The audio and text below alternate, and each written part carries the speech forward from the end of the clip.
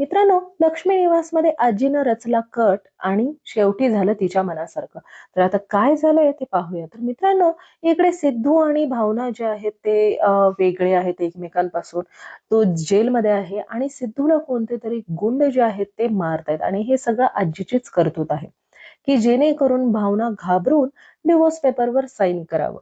पण आता आजीचा प्लॅन जो आहे तो यशस्वी होईल का, असं जर तुम्ही म्हणत असाल, तर डेफिनेटली तिचा प्लॅन यशस्वी झालेला आहे. आणि आता भावना जी आहे ते डिव्होर्स पेपरवर साईन केली. आता आजी जी आहे ते मंगळसूत्र पण मागते, पण भावना म्हणते की काहीही करा, मी मंगळसूत्र देणार नाही.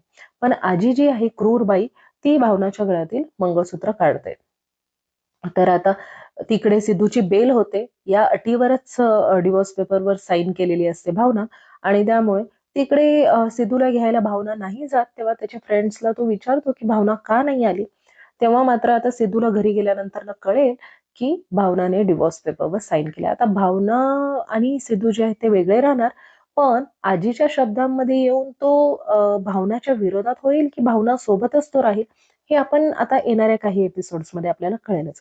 दुसरीकडे जयंत कानेटकर जो आहे तो मुद्दाम विश्वाच्या घरी जेवायला जाणार आहे, कारण त्याला डाऊट आला आहे की जान्हवी जी आहे ती विश्वाच्या घरी राहते.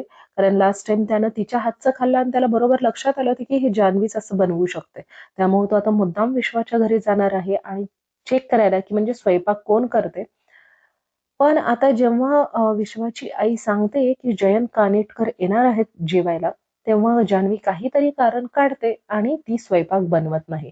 तर बघूया आता काय होतंय. जयंतला जान्हवी सापडते का?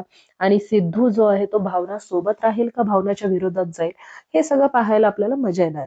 तर मित्रांनो, प्लीज माझ्या चॅनलला सबस्क्राईब करा.